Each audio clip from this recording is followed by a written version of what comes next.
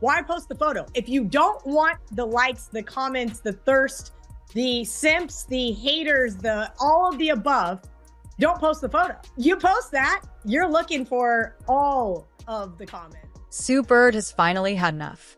Angel Reese's latest stunt didn't just stir the pot, it exploded it. And now, one of the greatest WNBA legends is calling her out publicly, drawing a line between hype and hard work.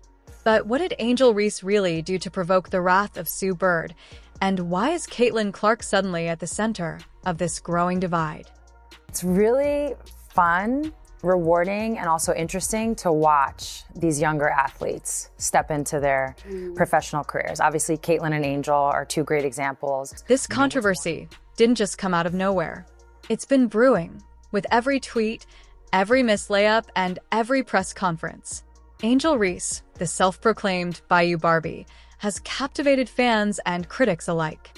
But lately, her name is making headlines for all the wrong reasons. So much earlier, these athletes are thinking about themselves as businesses, as brands. And it's amazing because they're carrying that with them to the WNBA, and so everything's just bigger. It all boiled over after Reese posted a heavily edited video of her shooting threes in an empty gym, days after a brutal preseason loss. No hustle, no gym grind. Just filters, angles, and followers. To Sue Bird, that was it. How can you wear that and also complain and post it and also complain that you don't like being sexualized? What is the take here? You know, it's funny. I just did another show right before this one, and we talked about how this younger generation just wants to cry and be victims about everything, right? While Reese's Instagram glows with red carpets and designer fits, Caitlin Clark has transformed her off-season into a masterclass of dedication. And the numbers don't lie. You want to understand. You want to wear it. You feel great about it. You got a great body. You play in the WNBA, but you cannot cry. You cannot say anything. I mean, have you seen some of her TikTok posts? Like, she's literally held up an outline after getting waxed. You can literally see all of her business there outlined in blue wax. And I'm like, oh yes, please tell me how sexualized you are. I mean, what are you gonna do? While the headlines chased Reese, Caitlin Clark was chasing something else entirely: greatness. I feel like I'm just scratching the surface. I feel like there's just so many areas that I want to improve in and to continue to get in the gym and work on that every single day. And while Clark is leveling up, Reese is struggling to catch up. From being benched in preseason to disappointing field goal numbers, the gap is becoming harder to ignore. Got a new coach who's going to give you new looks, new game plans. You've got another year with Leah Boston, likely Kelsey Mitchell, Lexi Home. And then you've got the moves that the Fever can make in the offseason, whether it be free agency or the draft, to bolster the roster. And now, legends like Sue Bird are speaking up, not out of hate, but out of protection for the league's integrity. The WNBA is entering a new era, and Bird knows. If you're going to be the face of it, you better be built for it. That world. And now they're in that world. And so my only advice is usually just to make sure they keep basketball the main thing, because at the end of the day, that is your vehicle. And now the media circus is in full swing. Fans are divided. Twitter's on fire. The league is walking a tightrope between attention and authenticity. It's your vehicle to, Angel Reese has a podcast. It's her vehicle to be a podcaster, right? Whatever Caitlin ends up doing, it's the vehicle to get you to that point. So you always want to make sure that part doesn't fall off. Angel Reese still has time. She's got the platform, the presence, and the potential. But the question now isn't if she can be famous. It's whether she can be great. It's a balance. You have to find that balance. But when you look at some of the other athletes, particularly men, who've set a little bit of a blueprint in terms of the business and the sport, you never see LeBron miss a workout. Caitlin Clark is already rewriting the record books. Angel Reese? She's writing headlines. But only one of them is writing history. In the end, the WNBA doesn't need another Caitlin Clark. It needs the best version of Angel Reese. The clock is ticking. A lot of the videos we see with Caitlin Clark, she's got actual men, grown men out there in her face trying to keep her from making shots and this and that and the other. There's not a lot of hands in Angel Reese's face here, and I am confused by the fact that she's trying to become this long-range player, it looks like. This is... she plays under the basket, or we thought she was playing under the basket. What happens when a rising WNBA star trades gym time for glam time, and a Hall of Famer takes notice? Angel Reese just crossed the line, and Sue Bird has had enough. From explosive fashion choices to deleted social media accounts and biting commentary, this story is a collision of celebrity, controversy, and cold truth. And as Caitlin Clark stays locked in the gym, Angel Reese may be locking herself out of greatness. She's a rookie in the league whose team sucked, who asked out at the end of the season with an injury, who won't shut up about herself, who ran their best player out of town. The coach got fired, and she started a podcast 5 seconds into the thing, creating all this controversy, showing up there. It started with a photo, a bold, mocha-colored gown, sky-high slit, and thousands of reactions. Angel Reese's New Year's Eve post wasn't just fashion, it was fire, but not the kind she wanted.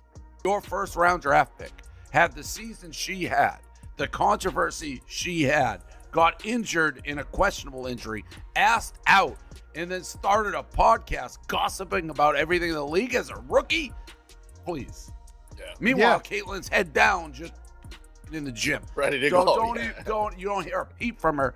She cares about you got me wound up. Angel calls herself the Bayou Barbie, a moniker that's been great for merch, but questionable for her on-court legacy. You know who you are? You're the female Antoine Jameson. You know who Antoine Jameson is? He got 20,000 points with his shot. Whatever your shot is. Like, everybody's shot ain't gonna be Steph Curry. Your shot is your shot. Is Angel Reese building a brand? Or burying her basketball career beneath it? When she was literally the most inefficient player within 5 foot in all of the WNBA. Any which way you put it, she shot bad from the field. All right, she's 6'3" and she plays under the basket, and she shot 39.1% from the field. No deleted posts, no scandals, just game. I just come out here and try to, play basketball in a way that people love watching, in a way that is going to make my team successful, and the records and whatever, or the stats, that's just what comes with. Then came Sue Bird, the voice of reason, the legend who played 21 seasons and won 4 titles. And when Sue speaks, the league listens. If you guys saw his workout. This workout has gotten a lot of people excited for Caitlin Clark because she is directly working on her weaknesses, which I think is a good look, honestly. I think that's a really, really good look for her because, again, when we're seeing somebody working on their weaknesses and not the glamorous weaknesses. Bird didn't say names, but she didn't have to. Everyone knew who she meant. She's back in her natural habitat, back in the lab, playing basketball, and it's got to be a scary sight for the rest of the WNBA if she gets even better, because it's not as if she wasn't absolutely phenomenally elite as a rookie and arguably the best player in the league after the Olympic break. Reese says she's misunderstood, but critics say she's misfocused. Is social media building her brand or distracting her from the basics? You're starting from a very high place, but as Michael Jordan once famously said, right, the ceiling is the roof. And there really is no ceiling on Caitlin Clark's game because of her vision. I think the thing that stands out the most to me is her court vision. And when you're able to shoot from deep, the way she's able to shoot from deep. One critic said it best: Angel's building a house of cards on TikTok, while Caitlin Clark is building a legacy in the gym. There is really nothing you can do as a defense but hope the ball doesn't go in the basket. That's the level of greatness that Caitlin Clark can get to, where the defense's only hope is that she misses. 2 rookies, 2 headlines. One is redefining the sport. The other is risking becoming a cautionary tale. The amount of people that have showed up in the stadiums, from the viewership numbers to people really wanting to wear a WNBA player's jersey or buy their merch or whatever it is, or have their shoe. Just how it's evolved in such a short period of time, I think shows everyone, there is real opportunity here. Is this the start of a legendary rivalry? Or the moment the spotlight moved on from Reese? More people can get out and watch the W or watch the college game or whatever it is, the better it's going to be for the future of the game. Bird's words weren't an attack. They were a lifeline, a reality check from someone who's been there. From superstardom to scrutiny, Angel Reese is standing at a crossroads. Will she rise to the occasion or become another viral moment lost to the scroll? They see the spotlight, but not the shadow. They clap at the finish line, but they never walk beside you through the miles soaked in silence, sweat, and self-doubt. Everyone wants to win, but no one wants to bleed. They idolize success as if it's a shining trophy placed on a velvet shelf, but no one talks about the nights you scream into your pillow, the mornings you can't get out of bed, or the times you fall so hard you forget how to breathe. Success is seductive, glamorous, and endlessly Instagrammable, but beneath its polished surface is a war zone few survive. Every story of greatness begins with being broken. The world's most legendary names, Muhammad Ali, Steve Jobs, Serena Williams, Elon Musk, Oprah Winfrey, have one thing in common. They've all faced ridicule, rejection, and rock-bottom despair. But what separated them from the rest wasn't genius. It wasn't talent. It wasn't even opportunity. It was resilience, a relentless refusal to give up, no matter how vicious the storm. That's the secret nobody tells you. Success doesn't come to the smartest, richest, or most gifted. It comes to those who bleed, crawl, scream, and still stand up, bruised, but unbowed. Success isn't a destination. It's a brutal battlefield. It's losing friends who don't understand your obsession. It's missing family dinners because you're grinding in silence. It's working on your dream when everyone else is partying. It's hearing you're wasting your time 100 times and choosing to believe in yourself just once more. It's drowning in self-doubt and still daring to dream louder. It's knowing that the world owes you nothing and you have to take everything.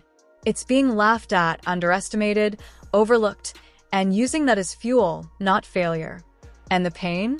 It's real. It's soul-crushing. It's the kind of pain that makes you question why you even started. But that pain becomes your power.